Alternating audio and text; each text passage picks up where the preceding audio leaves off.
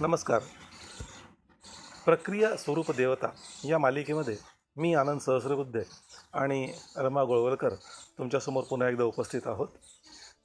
जीवनात घडणाऱ्या विविध प्रक्रिया यांच्यासाठी विविध तऱ्हेच्या देवतांची योजना केली आहे असं आपण बघतो आहोत. रमा, पहिली जी प्रक्रिया होती ती होती प्रजनन. बरोबर. आणि त्याच्यानंतर होतं पोषण. हां, याच्या पुढची महत्त्वाची प्रक्रिया कोणची? आता कसं आहे की प्रजनन आणि पोषण या दोन्ही गोष्टी समस्त प्राणी आणि सजीव सृष्टीला लागू होतात. म्हणजे तुम्हाला झाडाचंही पोषण करावंच लागतं, प्रत्येक प्राण्याचं पोषण हे व्हावंच लागतं.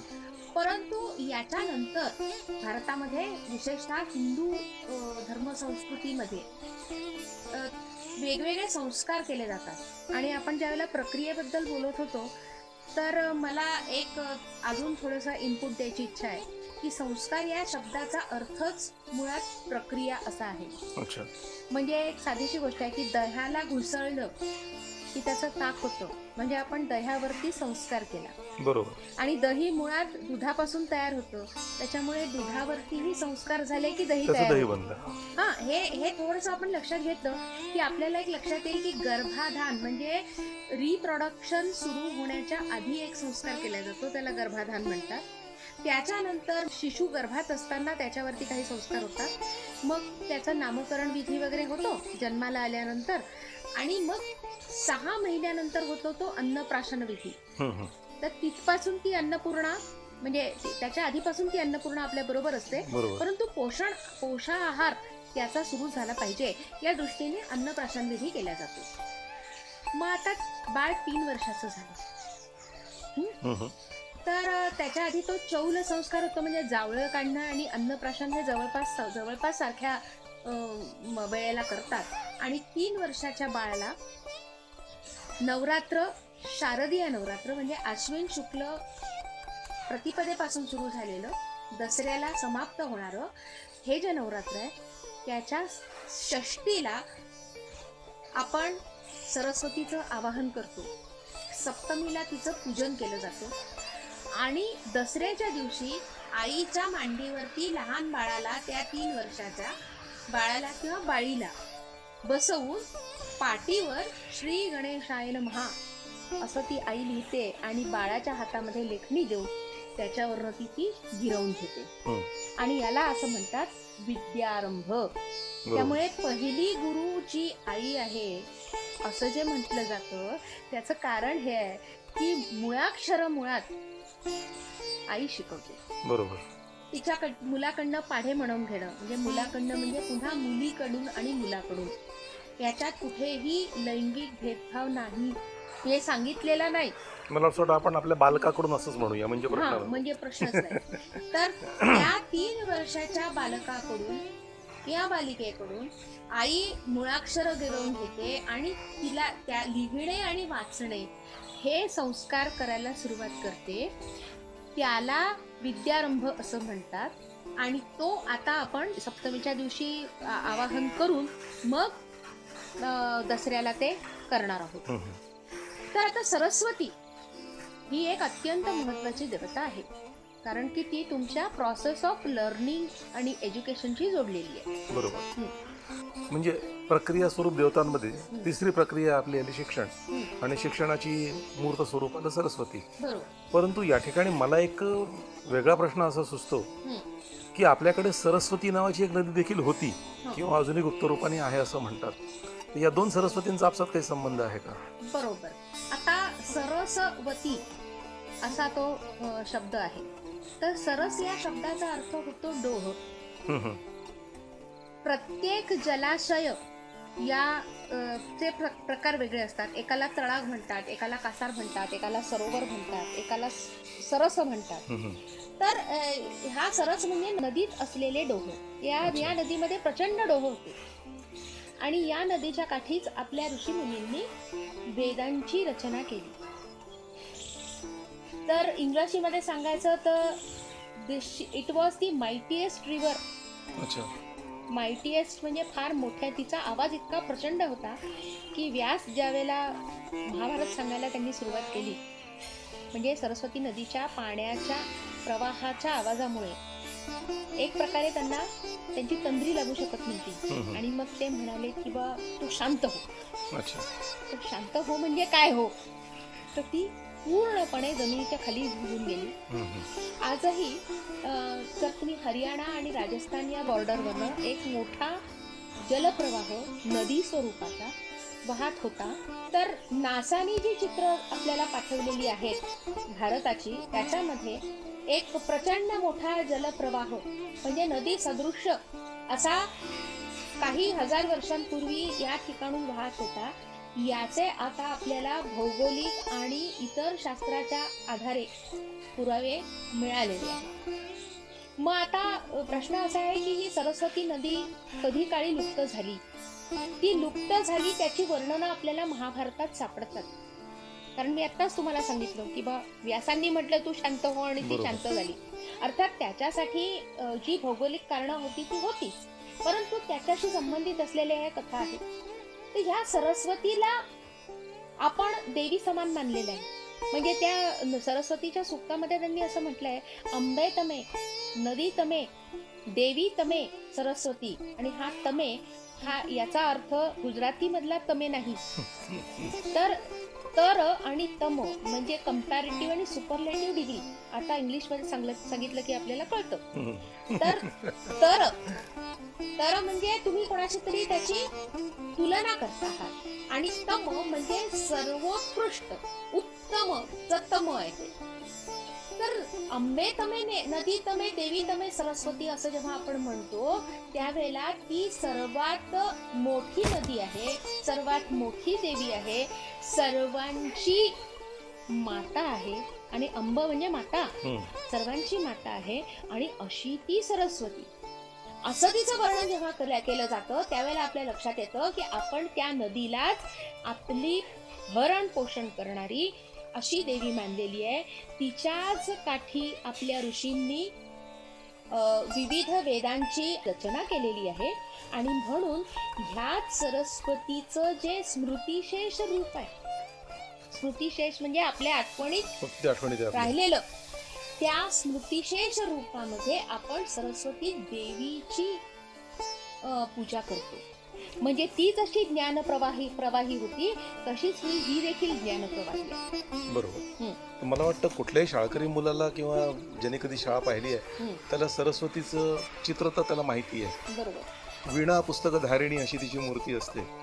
तर सरस्वती नदीची अशी काही मूर्ती आहे का? या दोन मूर्तींमध्ये काही साम्य किंवा फरक आहेत का? वेरूळला कैलास लेणं जे आहे त्या ठिकाणी आपल्याला या नदीचं शिल्प दिसतं.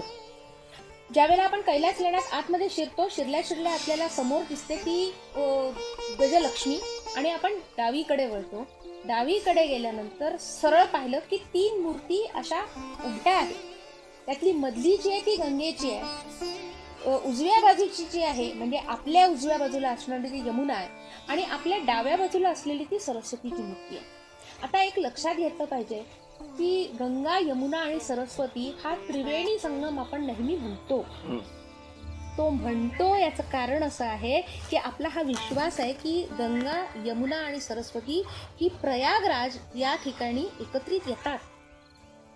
काय आपल्याला सांगायचं आहे प्रतीकांच्या माध्यमातून हे जर थोडंसं लक्ष देऊन पाहिलं तसं लक्षात येईल की शंकराच्या मंदिरात आपण प्रवेश करणार आहोत जेव्हा आपण वेरूळच्या कैलास लेण्यात जाणार आहोत. कोणकोणत्या 3 गुणांची अपेक्षा आहे आपल्याकडून? तर पहिला गुण हा गंगेचा आहे, तो मध्ये आहे. गंगेचा गुण आहे पावित्र्य. यमुनेचा गुण आहे समर्पण आणि भक्ती. अच्छा. आणि सरस्वतीचा गुण आहे ते ज्ञान. अच्छा. म्हणजे विद्या आणि कलेच्या माध्यमातून उत्पन्न होणारं ज्ञान. त्यामुळे विद्या आणि कला या दोन्ही पाहिजेत तुमच्याकडे, म्हणून ती सरस्वती तिथे आहे. म्हणजे तुम्ही मनाने रसिक असलं पाहिजे, अकलेनी ठीकठाक असलं पाहिजे किंवा चांगलंच असलं पाहिजे, तुमच्यात पावित्र्य असलं पाहिजे आणि तुमच्यात समर्पण असलं पाहिजे. या 3 गुणांना एकत्र करून तुम्ही मग कैलास मंदिरात बसलेल्या शंकराच्या दर्शनाला जा, असं त्या शिल्पकाराला तुम्हाला सुचवायचं. तर ती तिकडे तुम्हाला सापडते. चला, याच्यातनं एक उत्तरातनं अजून एक गोष्ट मला अशी लक्षात आली की विद्या आणि कला या तर सरस्वतीकडनं येणारच आहेत. बरोबर. तिला वागीश्वरी असाही एक शब्द आहे, म्हणजे ती वाणीची पण देवता आहे. हो हो तर वाणीचं महत्त्व तर मला वाटतं सर्वांनाच माहिती आहे. वाणी नसेल तर किती कठीण आहे हे सगळं जाणतात. विद्या आणि कला या असल्याच पाहिजे का? त्यांना काय महत्त्व आहे असं आपल्याला सांगता येईल? अगदी बरोबर. मला तुम्हाला वाणीबद्दल एक सांगायचं आहे की जगाच्या पाठीवर खूप बोलीभाषा आहेत. खूप म्हणजे अनेक असंख्य, आपण विचार सुद्धा करू शकत नाही इतक्या. भारतामध्ये जवळपास 3000च्या वर बोलीभाषा बोलल्या जातात. पण या जगाच्या पाठीवरती जेवढ्या बोलीभाषा बोलल्या जातात आणि त्या नवीन नवीन उत्पन्न पण होतात आणि काही लयाला पण जातात. त्यामुळे ती पुन्हा ती उत्पत्ती स्थिती लय ह्या वाणीमध्ये पण आहे. बोलणे हे फार कमी प्राणीमात्रांना अवगत असलेली विद्या किंवा कला आहे, कौशल्य आहे. त्यातला एक पोपट आहे, पण तो काही स्वतःच्या बुद्धीने बोलतो असं नाही. स्वतःच्या बुद्धीने बोलण्याची कला ही फक्त माणसामध्ये आहे. आणि भारताचा विचार केला तर आपल्या इथे 22 ऑफिशियल लँग्वेजेस म्हणजे प्रमाण असलेल्या राजभाषा आहेत. लक्षात घ्या की जगाच्या पाठीवरती असलेल्या एकूण बोली भाषेच्या केवळ 5% भाषांना स्वतःची लिपी आहे. आणि त्यातल्या 22 भाषा या भारतातल्या आहेत. अभिमानाची गोष्ट आहे. एवढंच नाही तर 2 देशांना आपण त्यांच्या राजभाषा दिलेल्या आहेत. आणि it's a quiz for you की त्यातल्या कोणत्या 2 त्या भाषा आहेत की ज्या इतर देशांमध्ये त्यांच्या ऑफिशियल लँग्वेज किंवा त्यांची राजभाषा म्हणून वापरल्या जातात. मला वाटतं पाकिस्तान आणि नेपाळ नाही, पाकिस्तान आणि बांगलादेश.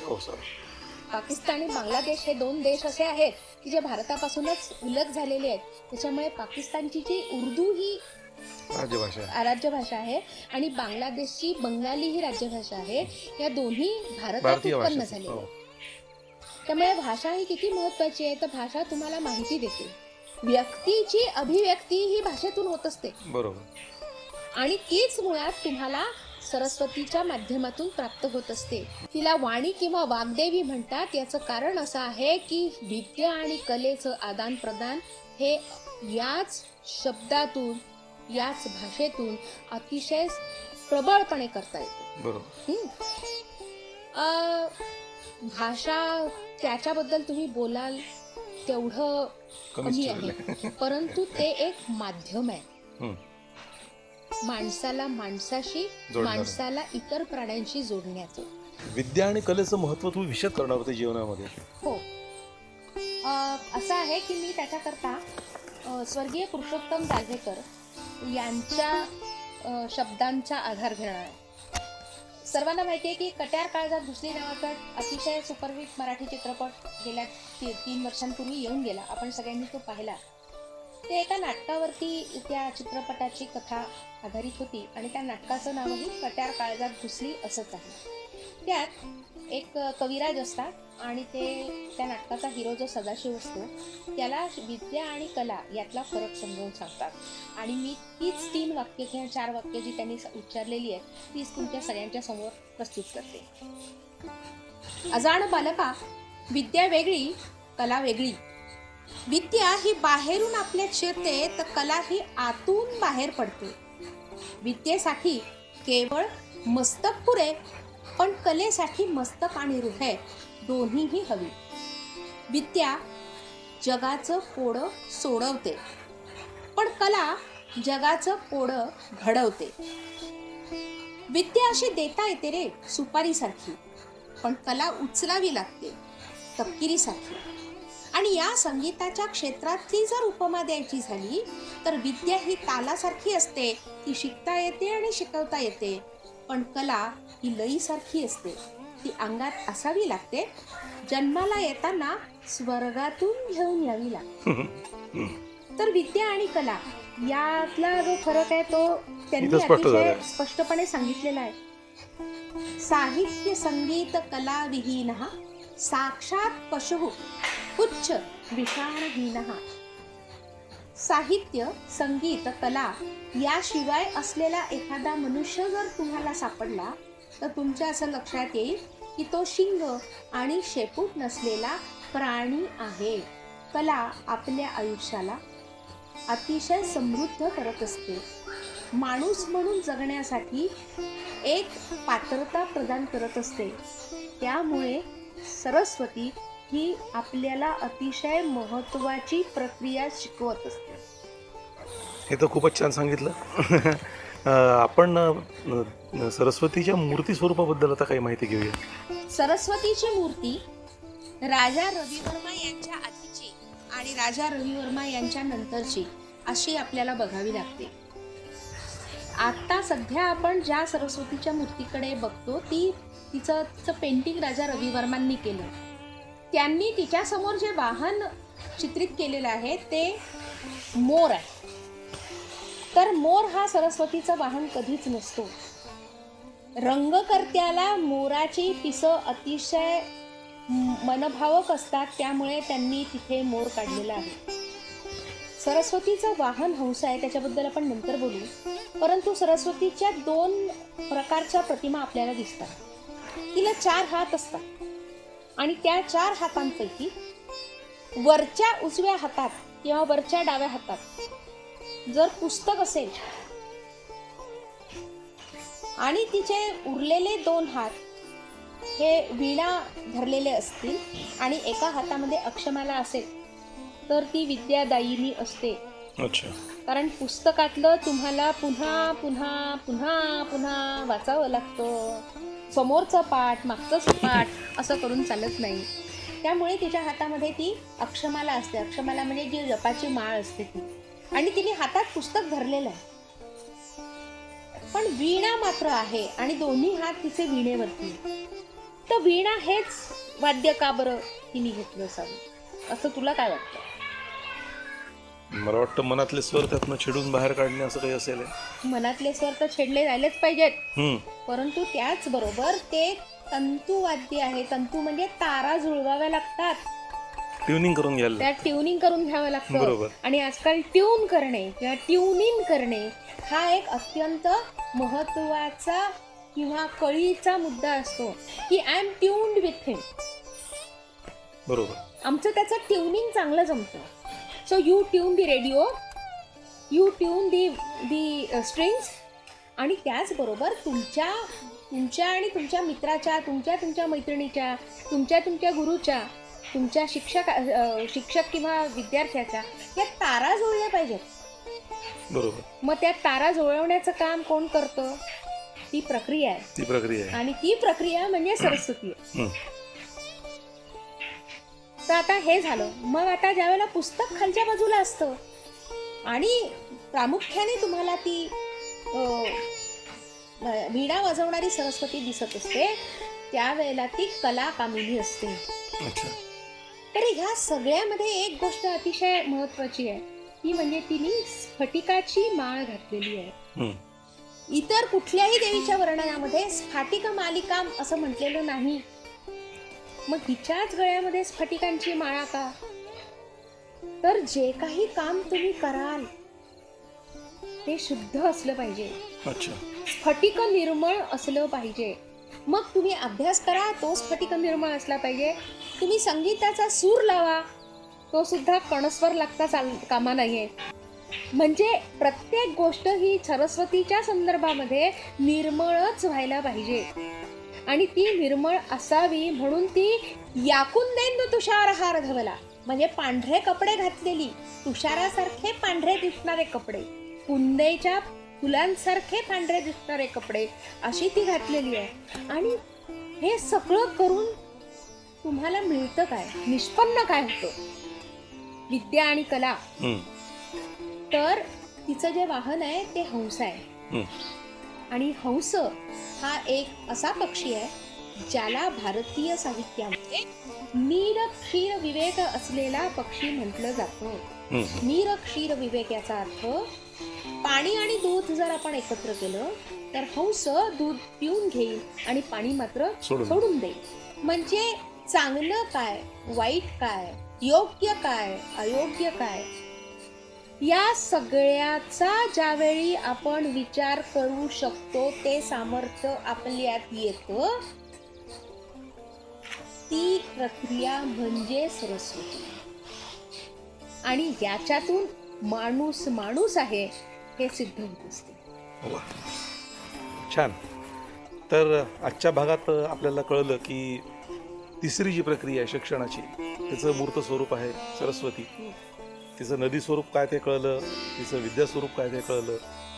वाणीसाठी ती देवी आहे, कलेसाठी आहे, विद्येसाठी आहे. आणि हेही समजलं की मनुष्य प्राण्याचं मनुष्यात रूपांतर करणारी ही प्रक्रिया आणि त्याची ही देवी आहे. तर या उत्तम माहितीबद्दल अनेक अनेक आभार. पुन्हा एकदा आम्ही पुढच्या भागात तुमच्या भेटीला उपस्थित होऊ. धन्यवाद. नमस्कार. नमस्कार.